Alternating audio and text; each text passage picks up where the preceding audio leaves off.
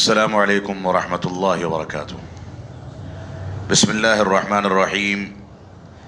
الحمد للہ رب العالمین والصلاة والسلام علی رسولہ الکریم محمد وعلی آلہ واصحابہ اجمعین، اما بعد۔ اعوذ باللہ من الشیطان الرجیم، بسم اللہ الرحمن الرحیم۔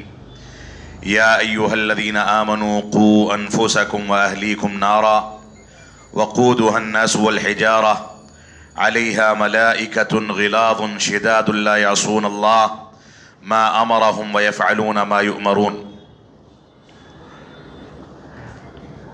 محترم سامعین کرام، بزرگان دین اور نوجوان ساتھیوں، رب کائنات کے گھروں میں سے ایک گھر جس میں ہم اللہ رب العالمین کی توفیق سے جمع ہوئے ہیں، یہاں پر آپ سے مخاطب ہونے کا یہ دوسرا موقع ہے جس پر اللہ رب العالمین کی میں شکر گزاری ادا کرتا ہوں اور رب کائنات سے دعا گو ہوں کہ اللہ رب العالمین جن بنیادوں پر ہم یہاں جمع ہوئے ہیں، ان بنیادوں پر دنیا کے تمام خطوں میں اور آخرت میں اور جنت میں بھی ہمیں جمع ہونے کی توفیق عطا فرمائے اور اس بات کو ہمارا مقدر بنائے۔ یہ ہمارے لیے بڑی خوشی اور مسرت کا موقع ہے کہ ہم یہاں پر اللہ رب العالمین کے گھروں میں سے ایک گھر میں جمع ہوئے ہیں، جس کے بارے میں رسول اکرم صلی اللہ علیہ وسلم کا فرمان ہے کہ جب بھی کچھ مسلمان رب کائنات کے ذکر و اذکار کے لیے اس کے گھر میں جمع ہوتے ہیں تو فرشتے اس کو ڈھانپ لیتے ہیں، اس مجلس کو، اور رب کائنات کی رحمتیں اس مجلس کے اوپر نازل ہوتی ہیں۔ ہم اللہ رب العالمین کی ذات سے امید رکھتے ہیں اور دعا کرتے ہیں کہ اللہ رب العالمین ہمارے اندر بولنے سے پہلے اور سننے سے پہلے یہ قوت عطا فرمائے کہ ہم اپنے اندر اتنا اخلاص پیدا کریں کہ یہ مجلس بھی انہی مجلسوں میں شمار کی جائے جن مجلسوں کو فرشتے ڈھانپ لیتے ہیں اور رب کائنات کی رحمت کے تحت اس کو شمار کیا جاتا ہے۔ اللہ رب العالمین ہم کو اس مجلس کو اپنے اخلاص کے ذریعے اتنا بابرکت بنانے کی توفیق عطا فرمائے کہ ہم قرآن و سنت اور منہج صحابہ کی بنیادوں پر جیسے یہاں پر جمع ہوئے ہیں ویسے ہی رب کائنات ہم کو جنت میں جمع ہونے کی توفیق عطا فرمائے۔ یہ بڑی مسرت کا اور خوشی کا موقع ہے، اور ساتھ ہی یہ مسئولیت اور ذمہ داری کو محسوس کرنے کا موقع ہے کہ ہم کیا ہر موقع سے اتنی فکر کرتے ہیں کہ رب کائنات کے احکامات کو سمجھ سکیں؟ کیا ہر موقع سے ہم کو یہ توفیق ملتی ہے کہ ہم قرآن و سنت کی ترویج کے لیے اور قرآن و سنت کی دعوت و تبلیغ کے لیے اور قرآن و سنت اور منہج صحابہ کے پورے دستور اور طریقے کو دنیا کے سامنے پیش کرنے کے لیے کیا ہم ہمیشہ ایسے ہی جمع ہوتے ہیں؟ ہمارے اندر اخلاص موجود ہوتا ہے یا نہیں ہوتا ہے؟ یہ ایک سوالیہ نشان ہے۔ ہم کو اس بارے میں اس چیز پر توجہ دینی چاہیے کہ جیسے دنیا کی ترقی کے لیے، دنیا میں مال کمانے کے لیے، دنیا کے اندر ترقی کرنے کے لیے، دنیا میں دوڑ بھاگ میں آگے جانے کے لیے، کاروبار کو ترقی دینے کے لیے جیسے ہم دنوں رات کو ایک کر دیتے ہیں، حساب کتاب پورا نہیں ہوا تو نیند کی قربانی دے دی، معاملات پورے نہیں ہوئے تو ضرورت سے زیادہ آفس میں اور فیکٹری میں بیٹھ گئے، کیا ہم دنیا کی ترقی کے لیے جیسے جدوجہد اور کاوشیں کرتے ہیں؟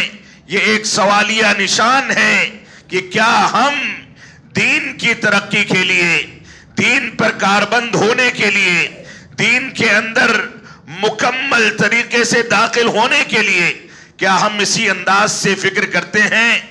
ایسے ہی فکر ہماری دامنگیر ہوتی ہے کہ ہم دنوں رات میں اس بات کی فکر کریں کہ صبح بیدار ہوں تو کاروبار کے پہلے رب کائنات کی شکر گزاری ادا کرنے کے لیے بیدار ہوں. ہم جب رات میں سوئیں تو سونے سے پہلے کاروبار کے کام کو ختم کرنے سے زیادہ اس بات کی فکر کر کے سوئیں کہ رات ہماری آخری رات ہو گئی تو ایسا نہ ہو کہ قیامت کے دن رب کائنات کے سامنے جواب نہ دے سکیں. اس وجہ سے رب کائنات کو یاد کر کے سوئیں, رات میں باوضو ہو کر کے سوئیں, یہ سوچ کر کے سوئیں کہ دن بھر میں ہم نے کہاں کون سا کام کیا, کیا صحیح کیا, کیا غلط کیا. ان چیزوں کا جائزہ لے کر کے غلطیوں کی تلافی کرنے کے بعد اپنے نرم و گداز بستر پر جائیں اور جو اچھائیاں ہیں ان کے بارے میں رب کائنات سے اخلاص کی بھیک مانگ کر کے سوئیں. یہ ایک فکر کرنے کی بات ہے کہ ہر مسلمان کی زندگی رسول اکرم صلی اللہ علیہ وسلم کے فرمان کے مطابق کہ کن فی الدنیا کأنک غریب او عابر سبیل, کہ دنیا میں ایسے زندگی گزارو جیسے ایک غریب اور اجنبی شخص زندگی گزارتا ہے یا ایک مسافر زندگی گزارتا ہے. اس انداز سے زندگی گزارو. اور راوی حدیث ابن عمر رضی اللہ تعالی عنہما فرماتے تھے اذا اصبحت فلا تنتظر المساء, جب صبح کا وقت مل جائے تو رات کے وقت اور شام کے وقت کا انتظار نہ کرو. وَإِذَا أَمْسَيْتَ فَلَا تَنْتَظِرِ الصَّبَاحَ, اور جب شام کا وقت دستیاب ہو جائے, مل جائے, نصیب ہو جائے تو صبح کے وقت کا انتظار نہ کرو. یہ ایک مومن کی زندگی کا مکمل خلاصہ ہے کہ ہر سویرے کو وہ اپنا آخری سویرا تصور کرتا ہے, ہر شام کو اپنی آخری شام تصور کرتا ہے.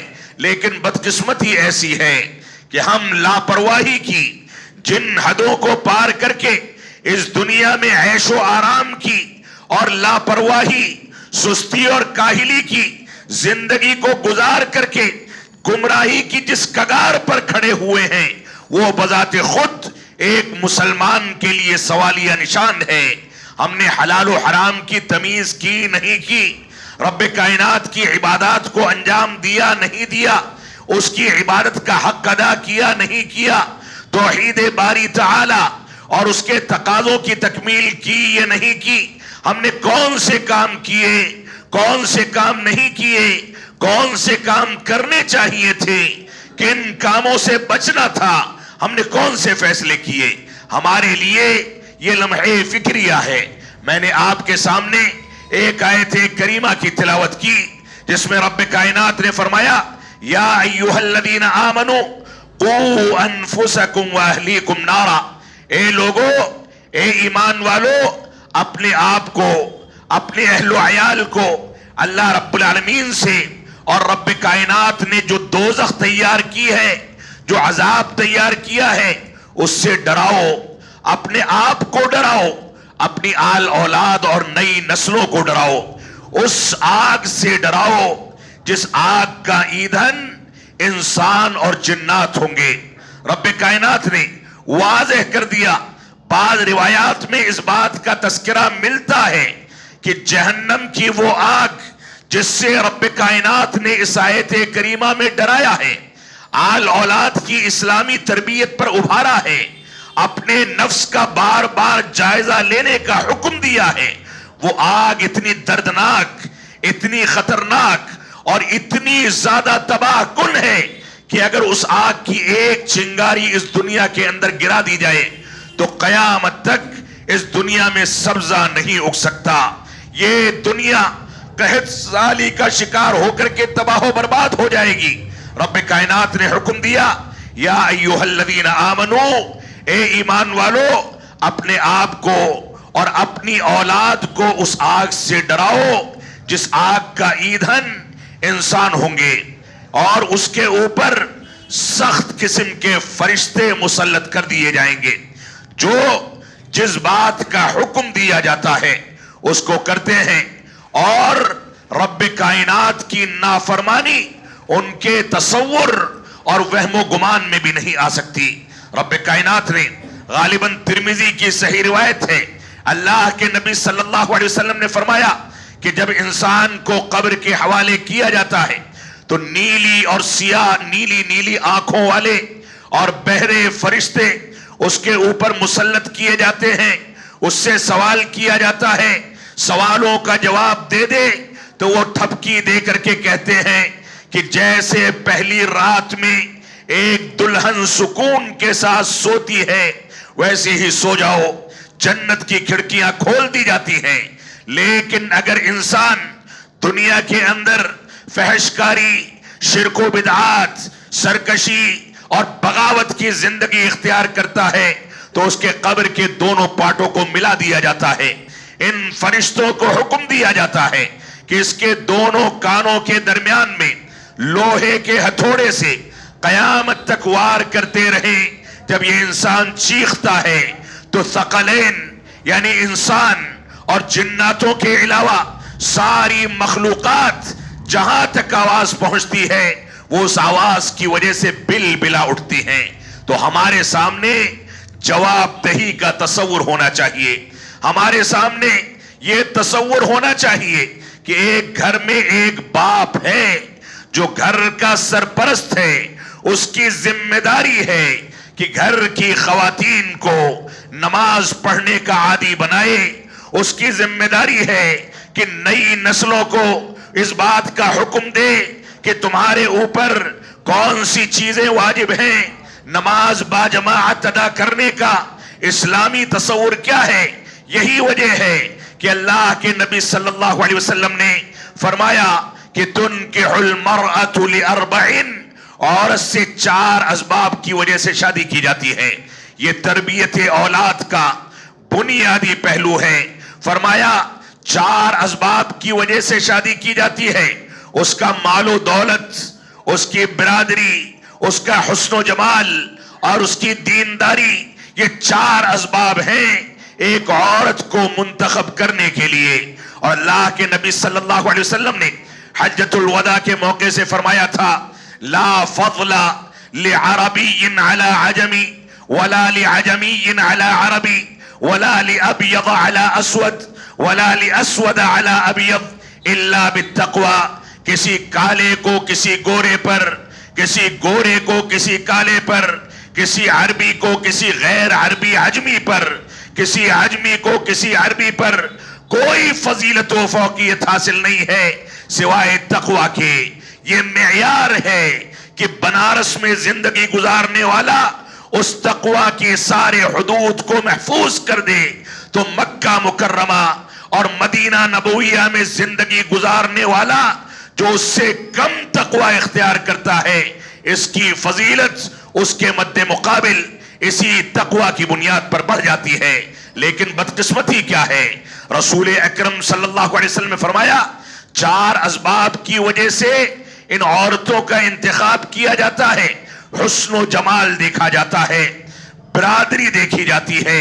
آج برادری کو دیکھا جانا, پیسے کو دیکھا جانا, مال و دولت کا اختیار کرنا, یا اسی طریقے سے حسن و جمال کی بنیاد پر لڑکیوں کے انتخاب کرنے کے معاملے میں ہم پوری ذمہ داری کے ساتھ اپنی ذمہ داریوں کو ادا کرتے ہیں. ایسا نہ ہو کہ غیر برادری میں کوئی رشتہ ہو جائے اور ہمارے خاندان کے لوگ تانے مارتے پھریں. ایسا نہ ہو کہ کوئی غریب لڑکی ہمارے گھر میں آ جائے اور اس کے خاندان کا بھلا ہو جائے, لوگ تانا ماریں گے کہ پتہ نہیں کس گھر سے اٹھا لائے. ایسا نہ ہو کہ مال و دولت میں کمی والی لڑکی ہمارے خاندان کا حصہ بن جائے. اللہ کے نبی صلی اللہ علیہ وسلم نے فرمایا تھا فاظفر بذات الدین, دینداری کی بنیاد پر لڑکی کا انتخاب کر کے تم کامیاب ہو جاؤ. یہی ایک نسخے کیمیا ہے جس کے ذریعے سے نئی نسلوں کو نمازی بنایا جا سکتا ہے. حسن و جمال موجود ہے تو اچھی بات ہے, لیکن دینداری یہ حسن و جمال کی صفت کو ختم کر کے ساری زندگی کے لیے خاندانوں کو جنت نشان بنا دیتی ہے. برادری کا انتخاب اگر ہے تو اچھی بات ہے, لیکن اگر دینداری نہیں ہے تو دینداری نہ ہونے کی بنیاد پر خاندانوں کے جھگڑے، آپسی انتشار گھروں کے اندر جہنم کی علامتیں پیدا کرتی ہیں۔ اس وجہ سے رسول اکرم صلی اللہ علیہ وسلم نے فرمایا کہ دینداری کو اہمیت دے کر کے تم کامیاب ہو جاؤ۔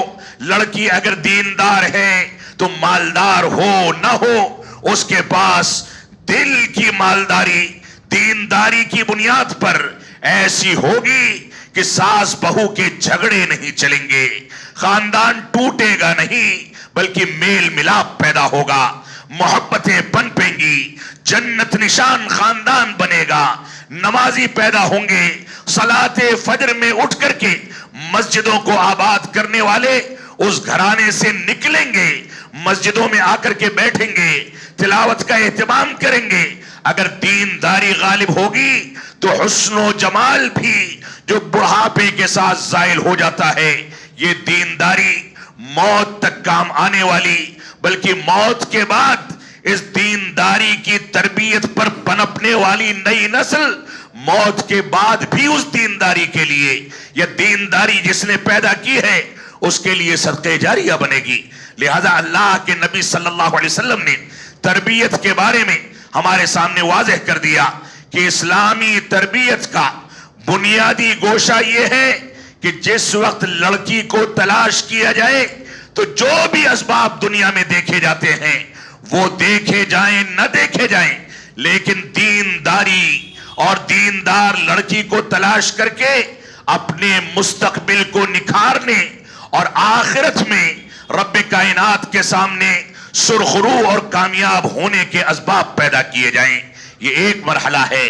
اللہ کے نبی صلی اللہ علیہ وسلم نے جو سنتیں بتائیں، فرمایا دینداری کی بنیاد پر لڑکی کو تلاش کرو۔ جب خاندان میں شادیاں ہوں تو شادی کے موقع سے، نکاح کے موقع سے، فضول خرچی سے، رسوم و رواج سے، غلط انداز کی چیزوں سے اپنے آپ کو بچاؤ، اور اگر دینداری ہوگی تو یقیناً انسان رسوم و رواج سے پرہیز کرے گا، کیونکہ یہ رسوم و رواج ہمارے خاندانوں سے برکتوں کو زائل کرنے اور شیطان کے غلبے کا ذریعہ ہے۔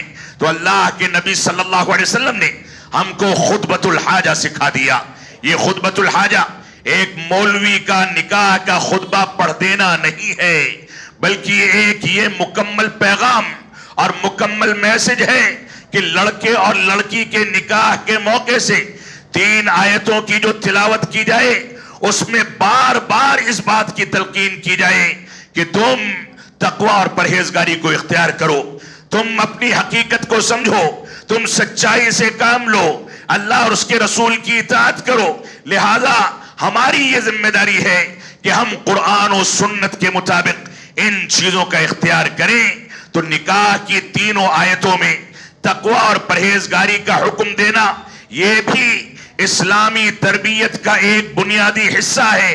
اور یہی اتنا نہیں ہے، اللہ کے نبی صلی اللہ علیہ وسلم نے اسی تربیت کی خاطر کہ نئی نسلیں جب دنیا میں آئیں تو آنے کے بعد دینداری کو اپنائیں، اسی کو یقینی بنانے کے لیے یہاں تک مسنون قرار دیا کہ جب میاں بیوی مدتوں سے جس گھڑی کا انتظار کر رہے تھے وہ حجرے عروسی میں جائیں، خلوت میں جائیں، تو اس سے پہلے کہ وہ آپس میں ملاقات کریں اس سے پہلے مسنون عمل یہ ہے کہ وہ باوضو ہو کر کے ساتھ میں 2 رکعت نفل پڑھیں، رب کائنات سے دعا کریں، اور ہم بستری سے پہلے جو دعا پڑھی جاتی ہے وہ بھی تربیت کے ان اصولوں کو یقینی بنانے کا ایک ذریعہ ہے۔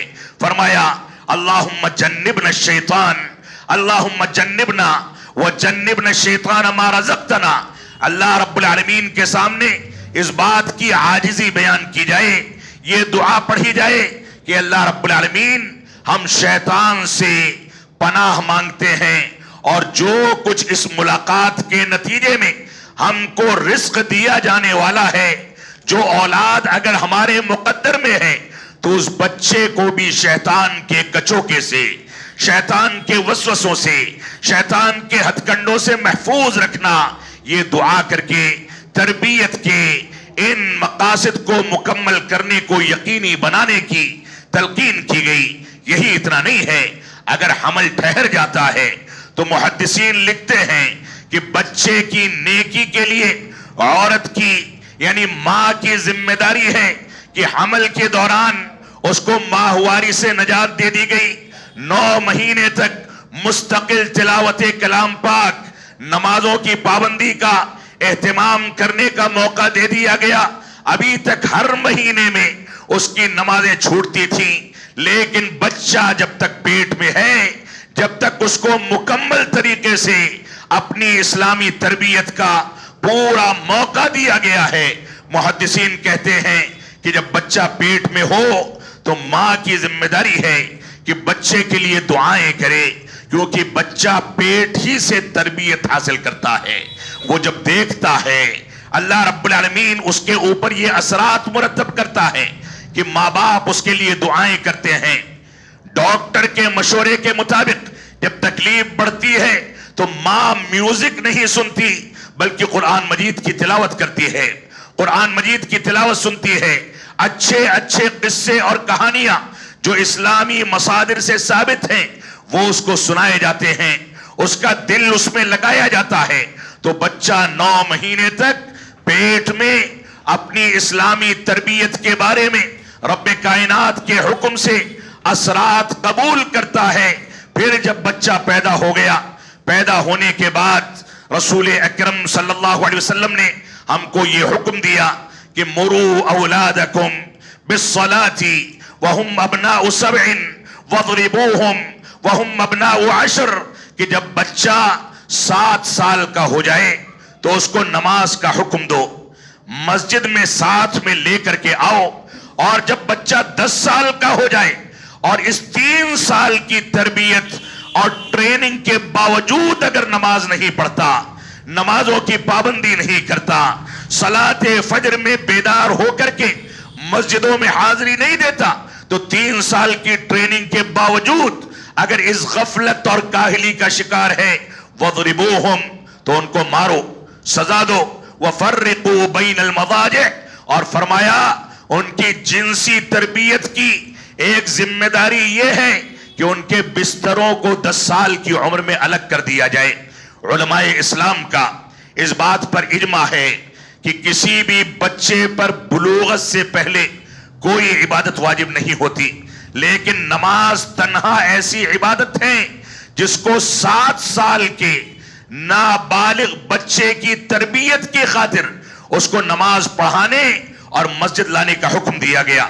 उलमा का इजमा है कि बुलूगत से पहले कोई इबादत वाजिब नहीं होती, लेकिन 10 साल जो कि अमूमन बच्चों की बुलूगत की उम्र नहीं है, वो नाबालिग होते हैं, अगर फिर भी इस इबादत को और नमाज को तर्क करते हैं तो उनको सजा देने का हुक्म दिया गया।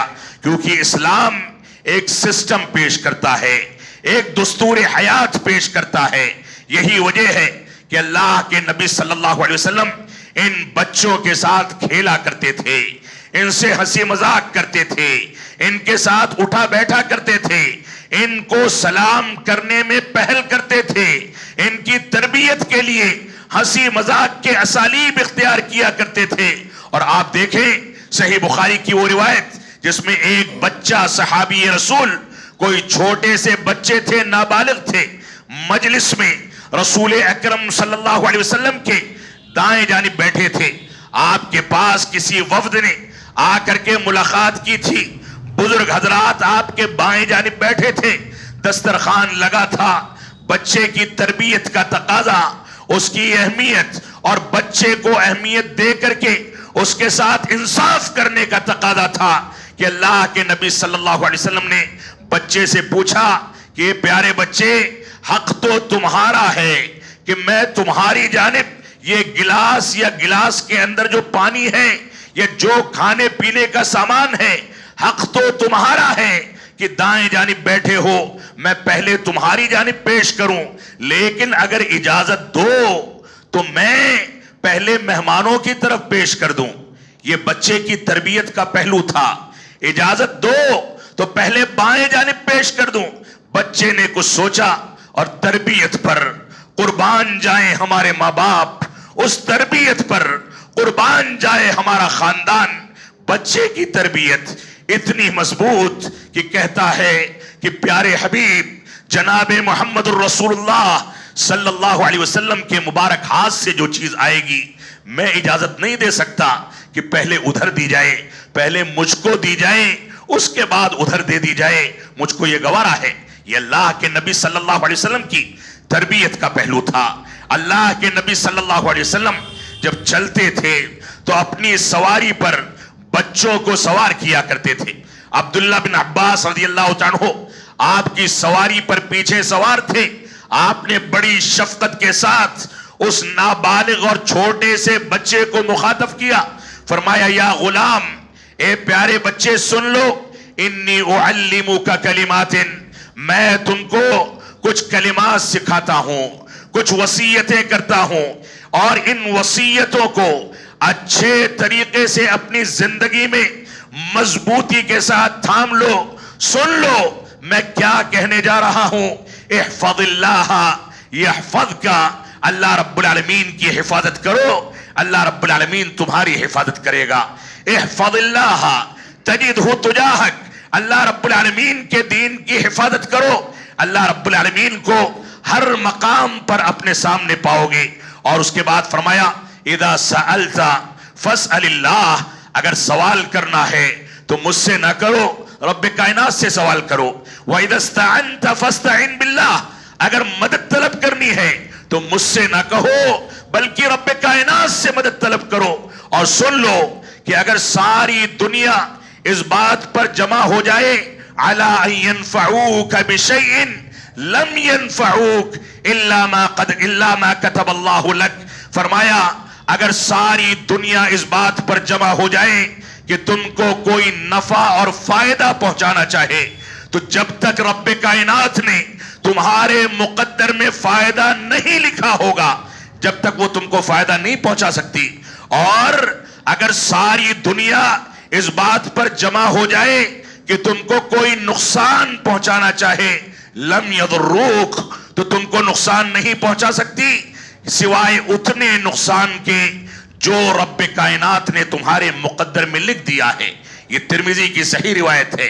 اس طرح کی بے شمار روایتیں رسول اکرم صلی اللہ علیہ وسلم سے مروی ہیں جس میں چھوٹے چھوٹے بچوں کے ساتھ شفقت کر کے، ان کے ساتھ کھیل کود کا وتیرہ اختیار کر کے، ہنسی مذاق کا وتیرہ اختیار کر کے اللہ کے نبی صلی اللہ علیہ وسلم نے ان کی تربیت فرمائی، اور اسی تربیت کے نتیجے میں آگے چل کر کے کمانڈر صحابہ کرام، علماء صحابہ کرام، خاص علوم کے ماہرین صحابہ کرام، کوئی علم میراث میں مہارت رکھتا ہے، کوئی علم تفسیر میں مہارت رکھتا ہے، کوئی علم حدیث میں مہارت رکھتا ہے، کوئی علم سیرت میں مہارت رکھتا ہے، کوئی گھر کے رازوں کے بارے میں باریک علم رکھتا ہے۔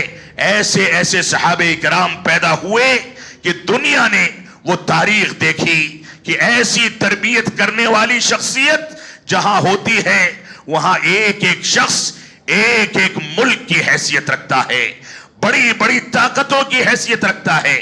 اللہ کے نبی صلی اللہ علیہ وسلم کا وہ واقعہ ہمارے سامنے ہونا چاہیے۔ آج ہمارے بعض مفتیوں نے بچوں کو اور خواتین کو مسجدوں سے دور کر دیا۔ اللہ کے نبی صلی اللہ علیہ وسلم سجدے کی حالت میں تھے، غالباً ظہر یا عصر کی نماز کی امامت فرما رہے تھے۔ حسن و حسین رضی اللہ تعالیٰ عنہما میں سے کسی ایک نواسے نے آپ کی سواری کو، آپ کی مبارک پیٹھ کو اپنی سواری بنا لیا، خلاف معمول آپ نے سجدہ طویل فرما دیا۔ ایک صحابی رسول دوران سجدہ اٹھ کر کے دیکھتے ہیں کہ کہیں ایسا تو نہیں کہ اللہ کے نبی صلی اللہ علیہ وسلم کے ساتھ کوئی معاملہ ہو گیا، سجدے سے اٹھ نہیں رہے ہیں، سجدے سے اوپر سر نہیں اٹھا رہے ہیں، اور اس کے بعد فوراً سجدے میں چلے گئے۔ جب سلام پھیرا رسول اکرم صلی اللہ علیہ وسلم نے تو سلام پھیر کر کے اسی تربیت کی ذمہ داری کو نبھاتے ہوئے فرماتے ہیں کہ کیا تم لوگ جانتے ہو کہ میں نے سجدہ طویل کیوں کر دیا؟ صحابہ کرام خاموش بیٹھے رہے۔ اگر علم غیب جانتے ہوتے تو جان جاتے، علم ہو جاتا کہ ایک صحابی رسول نے اٹھ کر کے دیکھا تھا، لیکن آپ کو علم نہیں تھا۔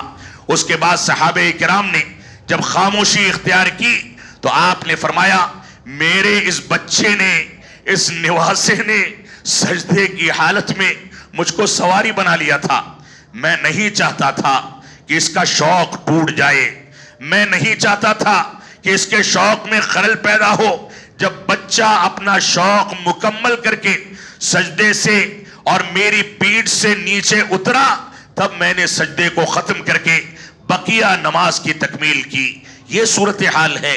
اللہ کے نبی صلی اللہ علیہ وسلم نے فرمایا، ایک صحیح روایت ہے، حوالہ میرے ذہن میں نہیں ہے، فرمایا کہ اگر نماز باجماعت ہو رہی ہے اور امام کو یہ بات سنائی دے کہ مسجد کے اندر کوئی بچہ رو رہا ہے، تو اس کی ذمہ داری ہے کہ بچے کے اس رونے کا اعتبار کر کے، اس کا لحاظ کر کے جلدی جلدی سجدے اور رکوع کی تکمیل کرے، چھوٹی تلاوت کرے، جلدی سے سلام پھیر دے، کیونکہ اس کو نہیں پتا کہ اس کی ماں کے دل پر کیا گزر رہی ہوگی۔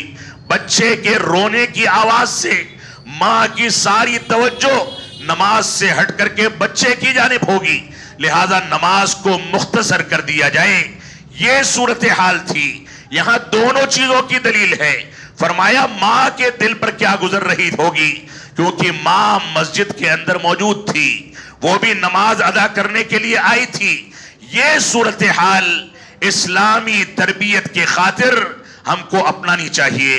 رب کائنات ہم کو اس بات کی توفیق عطا فرمائے کہ ہم نئی نسلوں کی اسلامی تربیت کے لیے وہ سارے کے سارے جتن کریں، وہ ساری کی ساری ذمہ داریاں اٹھائیں جو صحابہ کرام نے اور رسول اکرم صلی اللہ علیہ وسلم نے اپنی اپنی حیات مبارکہ کے اندر اختیار کی تھی۔ بچوں کی تربیت کی خاطر رسول اکرم صلی اللہ علیہ وسلم، صحیح بخاری کی روایت ہے، یا ابا عمیر ما فعل النغیر، اے عمیر، جو بچے کا نام تھا ابو عمیر، آپ اس کے گھر آیا جایا کرتے تھے، ایک بار گئے تو دیکھا کہ بچہ غم زدہ ہو کر کے بیٹھا ہوا ہے۔ اللہ کے نبی صلی اللہ علیہ وسلم نے دریافت کیا کہ معاملہ کیا ہے، تو بتایا گیا کہ نغیر نامی جو پرندہ بچے نے ایک پنجڑے میں پال رکھا تھا، اس سے کھیلتا تھا، اس کو پانی اور کھانے کا انتظام کرتا تھا، اس سے اڑدن کرتا تھا، اس سے کھیل کود کرتا تھا، اس سے گفتگو کرتا تھا، وہ پرندہ آج موت پا گیا، مر گیا۔ اس وجہ سے بچہ غمزدہ بیٹھا ہوا ہے۔ اللہ کے نبی صلی اللہ علیہ وسلم جب بھی اس کے گھر جاتے تھے تو اس پرندے کے احوال کو پوچھا کرتے تھے تاکہ بچے سے انسیت پیدا ہو، آپ سے بچہ مانوس ہو جائے، اور اس مانوس ہونے کو اسلامی تربیت کے لیے کیش کرا لیا جائے۔ یہ روایت جو صحیح بخاری کی روایت ہے، اس پر بعض اعتراض کرنے والوں نے، بعض ناعاقبت اندیشوں نے، بعض مستشرقین نے یہ اعتراض کیا ہے کہ امام بخاری نے اس روایت کو جمع کیا، اور جمع کرنے کے لیے وہی اسلوب اختیار کیا کہ 2 رکعت صلاۃ استخارہ باوضو ہو کر کے، غسل کر کے 2 رکعت صلاۃ استخارہ ادا کی۔ بحث و تحقیق کے باوجود اس روایت کے بارے میں استخارہ کے ذریعے سے رب کائنات سے مشورہ کیا۔ اگر دل میں روایت کو درج کرنے کا خیال آیا تو صحیح بخاری کے اندر تحقیق کے بعد اس روایت کو درج کیا گیا۔ اعتراض کرنے والوں نے کہا ہے اس چھوٹی سی حدیث میں ایک پرندے اور چھوٹے سے بچے کے واقعے سے کیا ملے گا؟ کون سی چیزیں ہم کو حاصل ہو جائیں گی؟ اتنی چھوٹی سی حدیث، اور امام بخاری رحمت اللہ علیہ نے اتنے زیادہ جتن کیے، اتنی زیادہ محنت کی، تو علماء کرام نے اس چھوٹی سی حدیث سے 48 مسائل مستنبط کیے۔ 38 مسائل مستنبط کیے کہ بچے کی کنیت رکھی جا سکتی ہے، بچے کو ابو عمیر کہا جا سکتا ہے، اگرچہ وہ کسی کا باپ نہیں ہے۔ پرندے کو اگر کھانے پینے اور اس کی آزادی اور اس کے آرام و آسائش کا خیال کیا جائے تو پنجرے میں قید کیا جا سکتا ہے. اور بچہ اگر پرندوں سے کھیلنا چاہے تو کھیل سکتا ہے. بے شمار مسائل علماء کرام نے مستنبط کر کے دنیا کے سامنے واضح کیا کہ یہ روایت صرف ایک واقعہ اور قصہ نہیں ہے، بلکہ اسلامی مسائل، بلکہ اسلام کے بنیادی مسائل اس سے مستنبط کر کے دنیا کے سامنے پیش کیے گئے ہیں. اور اللہ کی قسم، اگر صرف ایک روایت کی شرح و تفسیر میں انسان یومیہ طور پر روزانہ درس دے تو مہینوں گزر جائیں گے، حدیث کا حق ادا نہیں ہوگا. اللہ کے نبی صلی اللہ علیہ وسلم کا اولاد کی تربیت کے بارے میں یہ طریقہ تھا، یہ اسلوب تھا. تو ہماری یہ ذمہ داری ہے کہ نئی نسلوں کی اسلامی تربیت کے لیے اپنے آپ کو تیار کریں. ان کو بتائیں کہ توحید اور اس کی حقیقت کیا ہے. ان کو بتائیں کہ توحید کے مد مقابل شرک باللہ کی قباحت کیا ہے. ان کو بتائیں کہ اتباع رسول اور اس کے تقاضوں کا مقام کیا ہے. ان کو سمجھائیں کہ بدعات و خرافات کی قباحت اور خرابی کیا ہے. ان کو بتائیں کہ صحابہ کرام کا منہج استنباط و استدلال کیا ہے. صحابہ کرام احادیث کو کیسے سمجھتے تھے، آیات کی تفسیر کیسے کرتے تھے، منہج صحابہ کا مقام کیا ہے، منہج سلف صالحین کا مقام کیا ہے. بچوں کی تربیت اس اصول پر کی جائے.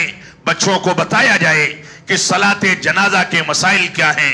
بچوں کو بتایا جائے کہ مسجد میں حاضری کا مقام کیا ہے. بچوں کو بتایا جائے کہ نماز پڑھنے اور نماز کی ادائیگی کو اسلام نے ہم پر واجب کیوں کیا ہے. اور